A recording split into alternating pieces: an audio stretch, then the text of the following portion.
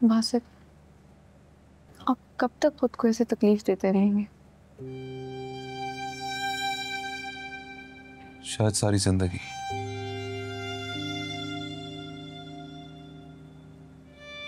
अम्मी मुझसे नाराज ही चली गई वफा। ये गिल्ट कभी भी मेरी जिंदगी से खत्म नहीं होगा, कभी भी नहीं। आपको इस गिल्ट से निकलना होगा। जो लोग जिंदा हैं उनके लिए, हमारे लिए। राबिया आंटी आपकी माँ थी और माएँ अपनी औलाद से कभी नाराज नहीं होती। वो आपसे बहुत प्यार करती थी। कभी कभी रोशीना आपी की बातों में आकर वो आपसे उलझ जाती थी, लेकिन उनकी वो नाराजगी भी सिर्फ ऊपर ऊपर से होती थी। अंदर से वो आपसे बहुत प्यार करती थी। जिंदगी से ऐसे मायूस होकर सब कुछ छोड़कर घर बैठ जाना आंटी की रूह को तकलीफ दे रहा होगा। उनकी खातिर आप खुद को संभालें प्लीज। हम उनके सारे सवाब के लिए रोज कुछ ना कुछ करेंगे। कुरान खानी करेंगे, यतीमों को खाना खिलाएंगे, ताकि आपके दिल को सुकून मिले। थैंक यू वफा। तुमने और आंटी ने जिस तरह मुझे, मिनाल को और विशाल को संभाला है, मैं हमेशा तुम्हारा एहसानमंद रहूंगा। मियाँ बीवी के दरमियान में कोई एहसान नहीं होता है। और आप कल से ऑफिस ज्वाइन कर रहे हैं। जाने वालों के साथ जिंदगी खत्म नहीं होती बासित, बस वो दिल में रहते हैं और उसी के साथ खुशी से रहना होता है। कभी कभी बहुत समझदारी की बातें करती हो तुम। यतीम मैंने सब सिखा दिया। अब्बा के जाने के बाद उनकी उस कमी के साथ जीना जिंदगी का सबसे बड़ा दुख है।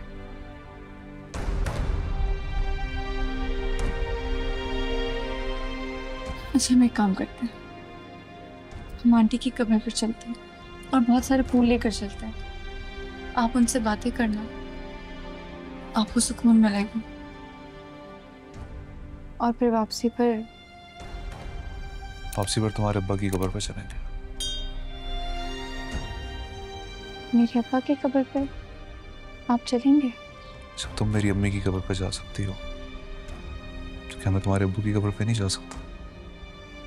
चले, अब आप उठें, फ्रेश हो, कपड़े चेंज करें, हम चलते हैं।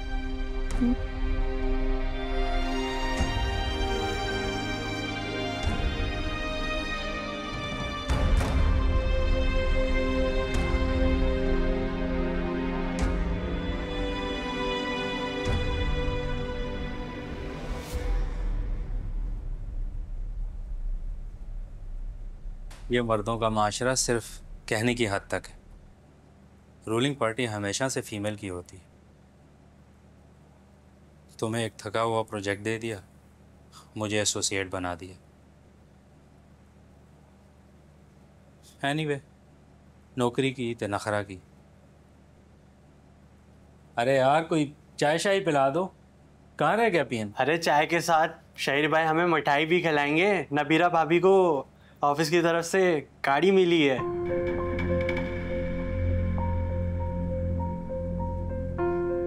दैट्स ग्रेट शहीर, मुबारक हो।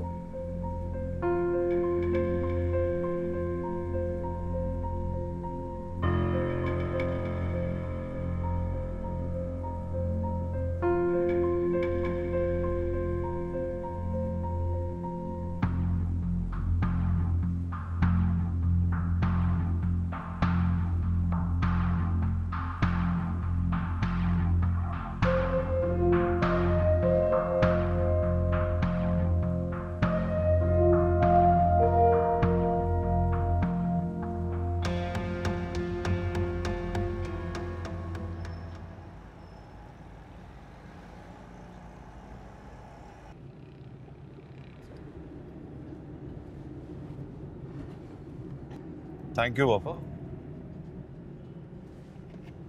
मैं बहुत बेहतर फील कर रहा हूँ। बासित, मैंने जो भी किया वो मेरा फर्ज था। तुम्हें पता है वफा, अम्मी बहुत ही स्ट्रांग वुमन थी।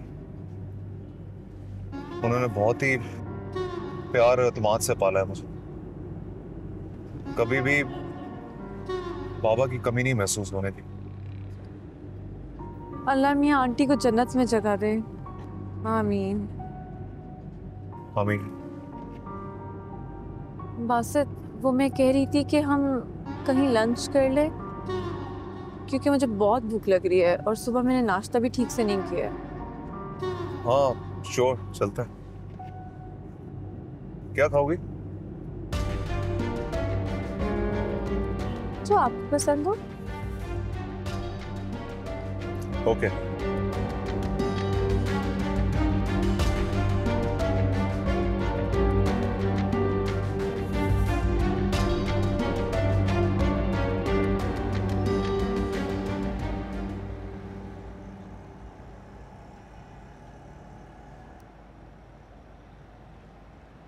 जरीना आंटी, हमें भूख लगी है।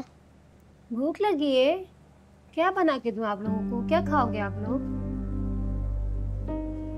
जरीना, मुझे जूस बना कर दो।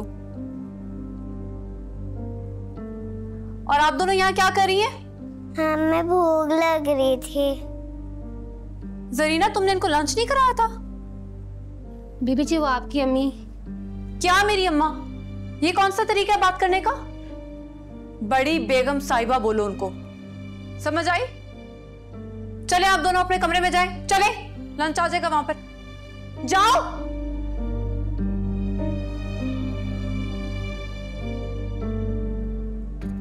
मेरी बात ना कान खोल के सुन लो तुम। जब तक बासित घर में हो, ये दोनों बच्चियां कमरे से बाहर ना आए। शक्ल क्या देख रही हो खड़ी होके?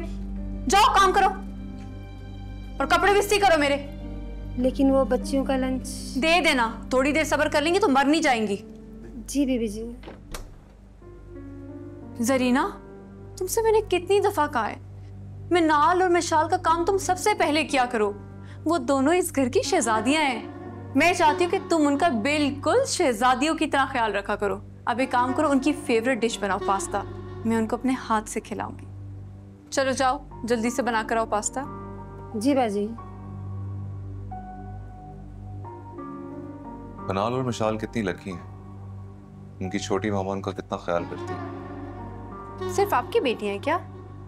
आप मुझे उनकी मामा भी तो कह सकते हैं। ये छोटी मामा क्या होता है? बात तो ठीक है। और मुझे क्या मिलेगा? जो हुक्म करें आप। एक कप कॉफी तुम्हारे हाथ की। थक गया हूँ, सर में दर्द हो रहा है। ठीक है, एक काम करें, आप जाके फ्रेश हो, मैं आपके लिए कॉफी बनाती हूँ।